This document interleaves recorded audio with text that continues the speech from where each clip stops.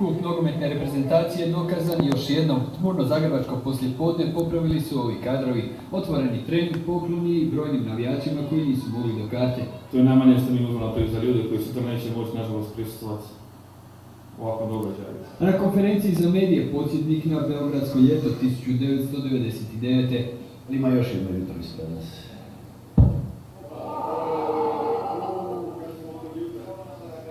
Nestalo je struje na kratko, ali nije nestao Štimčev samopouzdani gard.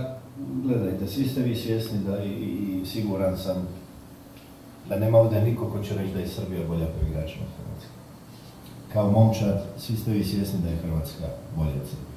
Srbi su stigli uz veliku policijsku pratnju, specijalci su otpratili Mihajlovića i društvo do hotela, a ni predsjednik Saveza Tomislav Karadžić nije se upuštao u prognoze. Pa to je uvijek nezahvalno, to zavisi od momaka, važno da gledamo dobar meč.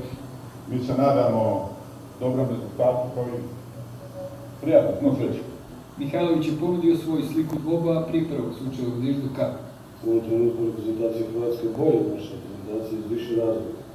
Zato što ima veće iskustvo u igranju i ima neku psihološku prednost, znači imaju 6 bodova više od nas, tome njima vjerovatni nerešen rezultat može da odgovara na neki način. Štimca zasmetala samo jedna stvar koja se potencira. Pominju se tenzije. Ja ih ne osjećam, da budem iskren. Ne vidim ih među svojim igračima. Osjeća se da je pred nama velika utakmica. Koju sudi Kunit Čakir, koji je ostao upamćen po intrigantnom crvenom kartonu na njoj utakmici Manchester Uniteda i Reala. Radi se o jednom od najboljih europskih i svjetskih sudaca, to je definitivno, ali koji ima svoj stil, koji striktno primjenjuje pravila nogometne igre, ne kalkulira tu po tome i naravno da treba biti oprezniji kad se radi o takvom sudu.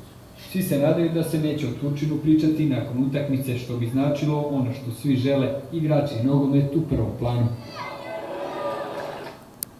Trener srpske reprezentacije ni danas nije htio otkriti svoj sastav, skrivat će ga do posljednjeg trenutka, do samog početka utakmice. S druge strane, kod Igora Štimca nema nepoznanica, danas je pojasnio da će umjesto Perišića na ljevom krilu igrati Niko Grančar, a društvo Mariju Mandžukiću u napadu činit će Ivica Olić. Ovakva atmosfera nezapamćena je od još 1999. godine kada je Hrvatska u kvalifikacijama za europsko prvenstvo na Maksimiru igrala protiv tadašnje Crne Jugoslavije. Bilo je 2-2 i upravo zbog tog rezultata Hrvatska se nije kvalificirala na to veliko natjecanje. To je još jedan dodatni motiv hrvatskim igračima da sutra pokušaju doći do te pobjede. Hvala ti, Marije. Ispred baze hrvatske reprezentacije javio se Aja Dragičević.